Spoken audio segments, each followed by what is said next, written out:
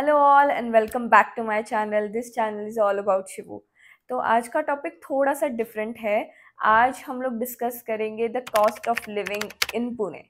पहली बात तो I have been born and brought up in Pune, मतलब मेरी स्कूलिंग, मेरी डिग्री सब कुछ पुणे में हुई है, तो इसलिए मुझे एक क्लियर आइडिया है, क्लियर पिक्चर है कि कितना खर्चा आता है ऑफ लिविंग इन पुणे। मतलब फूड हो, रेंट हो, सारी चीज़ों का एक अच्छा सा अंदाज़ा है मुझे कि like what is the cost, what is the total cost.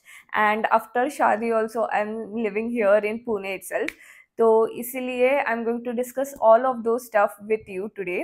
Second चीज़ ये है कि यू हैव टू अंडरस्टैंड कि ये जो वीडियो मैं बना रही हूँ that is going to be based on my lifestyle. मतलब आप मेरे वीडियोस देखते ही होंगे तो आपको पता होगा कि मेरी एक क्या लाइफ स्टाइल है, तो इसीलिए आपको पता होगा कि what I do in my daily routine। तो इसीलिए this video is going to be based on my lifestyle. आप भी अपने हिसाब से, जैसे मैंने अपने हिसाब से मैंने एक कैलकुलेशन बनाया है कि मेरा कितना खर्चा होता है डे टू डे लाइफ में एंड मंथली बेसिस पे कितना खर्चा होता है। इस हिसाब से मैंने एक कैलकुलेशन पे एक मैंने अमाउंट डिसाइड की है, तो आप भी उस हिसाब से अपना एक कैलकुलेशन बना सकते हो। एंड ज़्यादा नहीं, एक 1000 से 2000 ऊपर नीचे ही होगा, ज़्यादा नहीं होगा, तो आप अपने हिसाब से अपना कैलकुलेशन कीजिए। तो मैं इस वीडियो में सारी चीज़ों का कैलकुलेशन करूँगी कि जैसे फूड, रेंट, डीजल या पेट्रोल या फिर कोई और एंटरटेनमेंट के जो खर्चे होते हैं, वो सारे टॉपिक्स मैं कवर करूँगी एंड उसके हिसाब से मैं कैलकुलेशन एंड हम लोग अमाउंट एंड में देखेंगे कि कितना मंथली खर्चा होता है। एंड ये वीडियो स्पेसिफिकली एक आईटी कपल के लिए है कि जो दो लोग रहते हैं उनके लिए ये स्पेसिफिकली अमाउंट एकदम एग्जैक्टली कैलकुलेट होगी। जितना खर्चा दो लोगों के लिए आता है उस हिसाब से ये कैलकुलेशन है। तो I think we should proceed now. तो पहले तो तीन चीज़ों का हम लोग पहले देखेंगे, फूड, शेल्टर एंड क्लोथिंग। तो पहले सबसे मेन इम्पॉर्टेंट खर्चा होता है दैट इज़ रेंट। तो मैं जहाँ पे रह रही हूँ अभी, हम लोग खुद के घर में रह रहे हैं, so we are paying home loan to the bank currently. पर अगर हम लोग यहाँ पे होम मतलब खुद का नहीं होता तो यहाँ पे मेरे बिल्डिंग में स्पेसिफिकली जो रेंट चल रहा है वो है 22,000 to 25,000 फॉर 2 BHK। एंड हमारे बिल्डिंग में 1 BHK है नहीं, पर इस एरिया में 1 BHK का रेंट है अराउंड 15,000 to 18,000। तो उस हिसाब से अभी मैं ये भी बताती हूँ कि इतना जो रेंट है वो किस कैलकुलेशन पे बेस्ड है। तो हम लोग जहाँ रहते हैं वो है हिंजेवाड़ी से अराउंड 3 to 4 किलोमीटर्स के एरिया में जो हम लोग रहते हैं वो वाला लोकेशन है। तो हिंजेवाड़ी क्या है, हिंजेवाड़ी में बहुत सारे आईटी कंपनीज़ हैं, आईटी हब्स हैं, आईटी पार्क्स हैं, आईटी कंपनीज़ हैं। तो इसकी वजह से हिंजेवाड़ी एक प्राइम लोकेशन बनता है। तो इसके अराउंड जितने भी जो एरियाज़ हैं वो ज़्यादा प्राइम लोकेशन होते हैं और उसकी वजह से रेंट भी हायर साइड पे होता है। अगर आप देखोगे, हम लोग जहाँ पे रहते हैं वो हिंजेवाड़ी से आगे का रास्ता है, मतलब हम लोग रह रहे हैं वेस्ट पुणे में। तो यहाँ पे है 22,000 to 25,000 का रेंट। अगर आप हिंजेवाड़ी के पीछे जाओगे, मतलब पीछे एज इन जो बानेर बालेवाड़ी का एरिया है, वाकड़ का एरिया है, वहाँ पे अगर आप जाओगे तो वहाँ पे रेंट और ज़्यादा होगा, मतलब 22 to 25 या फिर उससे भी ज़्यादा हायर होगा। क्योंकि वो वाले एरियाज़ मतलब वाकड़, बानेर, बालेवाड़ी, ये सारे एरियाज़ फुली डेवलप्ड है, तो इसकी वजह से इट्स लाइक कि वहाँ पे रेट भी ज़्यादा हायर है, हायर साइड पे होगा, मतलब it's more than 20,000 for sure. तो इस हिसाब से आप मतलब हर एरिया के अकॉर्डिंग रेंट हम लोग को देना पड़ता है। अगर आप बानेर बालेवाड़ी से भी आगे जाओगे, मतलब पुणे सिटी के नियरर जाओगे, जैसे कोथुड़ है, वहाँ पे अभी अगर जाओगे तो भी वहाँ पे रेंट 1 BHK का 12,000 to 18,000 के बीच में है एंड 2 BHK का 22 to 25,000 के बीच में है। वो भी एक प्राइम लोकेशन माना जाता है, इसी की वजह से द जो रेंट है वो हायर साइड पे देखने के लिए मिलता है। अगर आप पुणे सिटी से और पीछे जाओगे, मतलब बाहर बाहर की तरफ जाओगे, हिंजेवाड़ी के भी और आगे, हम लोग जहाँ रहते हैं उससे भी आगे जाओगे, तो वहाँ पे आपको थोड़ा कम रेंट देखने के लिए मिलेगा, जैसे कि 1 BHK के लिए 12,000 13,000 देखने के लिए मिलेगा, एंड 2 BHK के लिए अराउंड 17,000 to 18,000 देखने के लिए मिल सकता है। तो अकॉर्डिंग टू एरिया आपका भी डिफर होगा, आप भी अपने एरिया के अकॉर्डिंग आप कैलकुलेट कर सकते हो कि आपका रेंट कितना जाएगा। तो अभी इसके आगे है सेकंड पार्ट जो है ग्रोसरी। तो अभी ग्रोसरी में बहुत सारी चीज़ें आती हैं। एक होता है अपना जो ग्रोसरी जो हम लोग बाहर जाके, जैसे कि आटा, चावल या फिर जो भी ग्रोसरी की चीज़ें हैं वो है। उसके बाद दूसरा है फ्रूट्स, वेजिटेबल्स एंड मिल्क, और तीसरा है जो हम लोग बाहर जाके खाना खाते हैं वो वाला। तो पहले स्टार्ट करते हैं ग्रोसरी से। ग्रोसरी में मैं क्या करती हूँ कि तो फॉर एग्जांपल अगर मुझे इस मंथ में 1 kg की शक्कर या फिर 1 kg का चाय पत्ती लग रही है, तो फिर मैं उस हिसाब से ही 1 मंथ का ही सिर्फ लाऊंगी, बिकॉज हम दोनों ही रहते हैं। तो फिर इट्स लाइक कि अप्रोक्सीमेटली मैं 1 मंथ का सामान फिल करती हूँ। तो लोगों के लिए कभी कभी ज़्यादा लग जाता है, कभी कभी कम लग जाता है, तो इस हिसाब से मैं 1 मंथ के लिए ग्रोसरी परचेज करती हूँ। तो अराउंड 2,000 से 3,000 रुपीज़ तक मेरा ग्रोसरी आ जाता है फॉर एंटायर 1 मंथ। उसमें सारी चीज़ें आ जाती हैं, जैसे आटा है, चावल है, या फिर कोई और ग्रोसरी है, दाल एक्सेट्रा एक्सेट्रा। तो वो सारी चीज़ें 1 मंथ के ग्रोसरी में आ जाता है, 3,000 रुपीज़ तक आ जाता है। उसके बाद आता है फ्रूट्स, वेजिटेबल्स एंड मिल्क। अभी फ्रूट्स, वेजिटेबल्स, मिल्क हर रोज़ की चीज़ें हैं, तो हमें फ्रूट्स एक्चुअली डेली बेसिस पे लगते हैं, बिकॉज समर सीजन चल रहा है, तो फिर हम लोग डेली बेसिस पे फ्रूट्स खरीदते हैं। और थर्ड आता है मिल्क। तो मिल्क भी हम लोग पूरे मंथ का परचेज करके रखते हैं। हम लोग कंट्री डिलाइट से पूरे महीने का जो मिल्क है वो प्री ऑर्डर करके रखते हैं। तो ये तीन चीज़ें भी 2,000 के अंडर आ जाती है हमारी, मिल्क, फ्रूट्स एंड वेजिटेबल्स। तो ये तीन चीज़ें और ग्रोसरी टोटल मिला के 5,000 में ग्रोसरी पूरी आ जाती है फॉर 1 एंटायर मंथ। अभी एक और चीज़ है जो है बाहर का खाना। वो हम एंटरटेनमेंट के सेक्शन में रखते हैं, बिकॉज बाहर का खाना is very optional. If you cook food at home तो उसका खर्चा भी कम हो जाता है, तो इसीलिए बाहर का खाना we'll keep it in the entertainment section. Okay, so तीसरी चीज़ है ट्रांसपोर्ट। ट्रांसपोर्ट हमें डेली बेसिस पे लगता है, इसीलिए उसका भी खर्चा बहुत ज़्यादा आ जाता है कभी कभी। तो इसीलिए it is one of the most important खर्चों में से एक। ओके, तो ट्रांसपोर्ट में हमारे पास एक 4 व्हीलर है और एक 2 व्हीलर है। 2 wheeler is an EV, electric vehicle है। अभी समर सीजन चल रहा है, तो हमारे पास एसी भी है। एसी भी ऑलमोस्ट एवरी डे हम लोग लगाते हैं, बिकॉज समर सीजन बहुत ज़्यादा बढ़ चुका है एंड हीट बहुत ज़्यादा बढ़ चुकी है, इसीलिए हम लोग एसी भी ऑलमोस्ट हर रोज़ लगाते हैं। तो हमारा बिल, इलेक्ट्रिसिटी बिल जो है ईवी को मिला के, अगर हम लोग एसी लगाते हैं तो it comes around 1,700 to 2,000 rupees per month. And अगर हम लोग एसी नहीं लगाते, एसी नहीं चलाते, तो इट कम्स अराउंड 1,200 to 1,300 के बीच में। सो आप अपने हिसाब से कैलकुलेट कर सकते हो। अगर आपके पास एसी हो तो it will come around 1,000 to 1,300, और अगर आपके पास ईवी है तो भी आप रिलेट कर सकते हो कि इट विल कम अराउंड 2,000 से, हाँ, 2,000 तक आ जाएगा। तो कमिंग बैक टू ट्रांसपोर्ट, हमारा जो 2 व्हीलर का खर्चा है, जहाँ मतलब हम लोग जो नियर बाय प्लेसेस पे जाते हैं, तो इसकी वजह से हमारा ईवी का खर्चा इलेक्ट्रिसिटी में आ जाता है, हमें एक्स्ट्रा पेट्रोल भरने की ज़रूरत नहीं पड़ती। तो वहाँ पे हमारा थोड़ा सा खर्चा बच जाता है। सो हमारी जो 4 व्हीलर है वो है डीजल।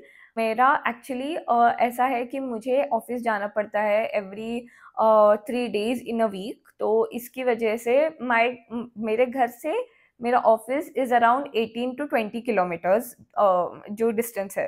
तो इसकी वजह से इट्स लाइक 18 + 18 जाके आना, सो 36 kilometres per day and 3 days का उस हिसाब से आप कैलकुलेट कर सकते हो। तो उस हिसाब से मेरा डीजल, हमको एवरी मंथ डीजल जाता है 5,000 से 8,000 तक। फॉर्चुनेटली मेरे हस्बैंड का भी वर्क फ्रॉम होम चल रहा है, इसलिए वो ऑफिस के लिए वो यूज़ नहीं करते हैं, बट मुझे एवरी वीक यूज़ करना पड़ता है। तो हमारा जो डीजल का खर्चा है वो जाता है 5,000 से 8,000 तक। अगर यही आप आपके हिसाब से आप कैलकुलेट कर सकते हो कि आपका ट्रांसपोर्ट का कितना खर्चा आता है, आपका पेट्रोल या फिर डीजल का खर्चा कितना आता है। अभी हमारी डीजल कार होने की वजह से ना हमें जो रेट है, जो कॉस्ट है, वो भी थोड़ा कम पड़ता है। जो अभी हमारा 5000 से 8000 जाता है, तो आपके लिए अगर आपका पेट्रोल है तो थोड़ा सा हायर साइड पे जा सकता है। हमारा डीजल है इसीलिए थोड़ा सा लोअर साइड पे जा रहा है। अभी अभी तक हमने कवर किया है grocery, house rent and electricity and transport.